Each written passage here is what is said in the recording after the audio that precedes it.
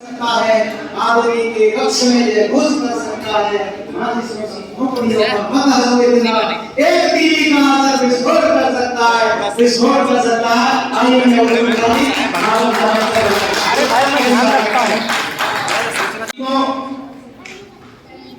जय भीम, जय भारत और जय संविधान।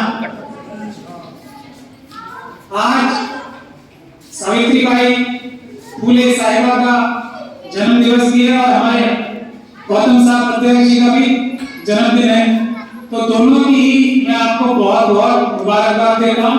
आप सभी को बहुत बहुत मुबारक। मंच पर आसीन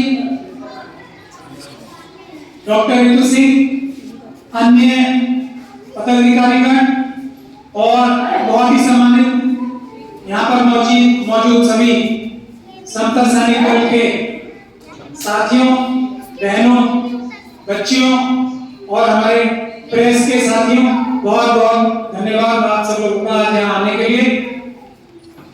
सावित्रीबाई फुले और फातिमा शेख साहिबा ने मिलकर जो काम किया था वो ये था कि ज्ञान प्राप्त करो, और महिलाओं के लिए ज्ञान प्राप्त करने के लिए उन्होंने भारत में शुरुआत की। बावजूद इसके कि हजारों साल से महिलाओं को ज्ञान प्राप्त करने से महरूम रखा गया था, दूर रखा गया। ज्ञान प्राप्त किस लिए करना? बाबा साहब डॉक्टर भीमराव अम्बेडकर ने भी कहा ना कि शिक्षित बनो। किस लिए शिक्षित बनना है? ज्ञान प्राप्त अनुवादी व्यवस्था में भी किया जाता है, किया जाता था। किस लिए किया जाता था? दूसरे के अधिकारों को हड़प लेने के लिए, दूसरों को ज्ञान ना लेने देने की भी वजह यह थी कि उनके अधिकार छीन लेने। तो इसीलिए ये जो ज्ञान प्राप्त करने की वजह है वो गलत वजह। ज्ञान प्राप्त जो बाबा साहब डॉक्टर भीमराव अम्बेडकर चाहते थे, जो गौतम बुद्ध चाहते थे, जो ईसा मसीह चाहते, जो प्रॉफेट मोहम्मद चाहते,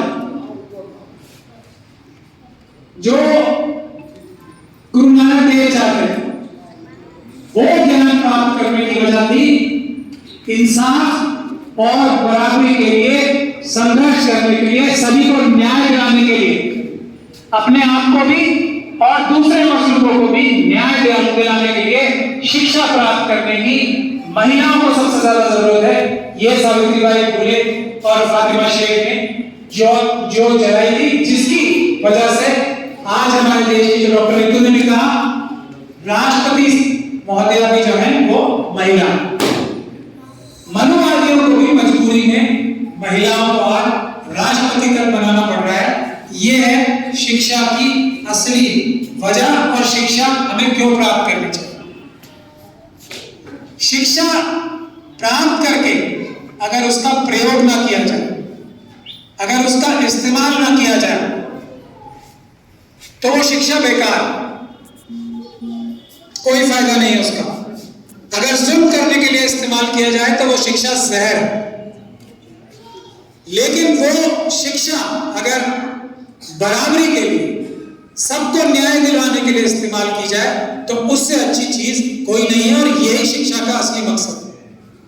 हम संविधान की बात करते हैं, मैं बार बार इस बात को कहता हूं कि संविधान हमारे देश को किस प्रकार से चलाना है, हमारा देश किस तरह से चलेगा, यह है संविधान पढ़ने की वजह।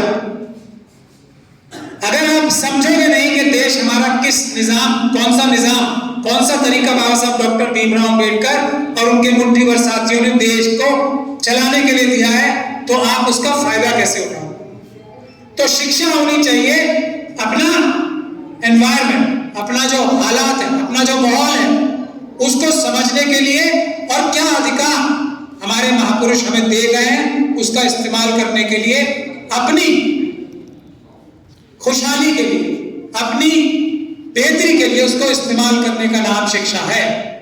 क्योंकि हमारे देश में संपदा इतनी है कि सभी लोगों को अगर बराबर बांट दी जाए तो सभी खुशहाल हो जाएंगे।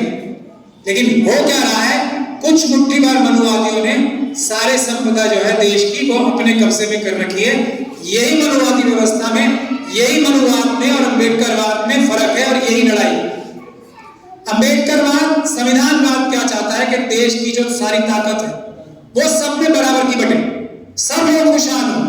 मनुवाद क्या चाहता है कि ये सबका हिस्सा, सबका हक मार के हम अपने पास ले आए। तो समता सैनिक दल, बहुत सारी सेनाएं देश में है।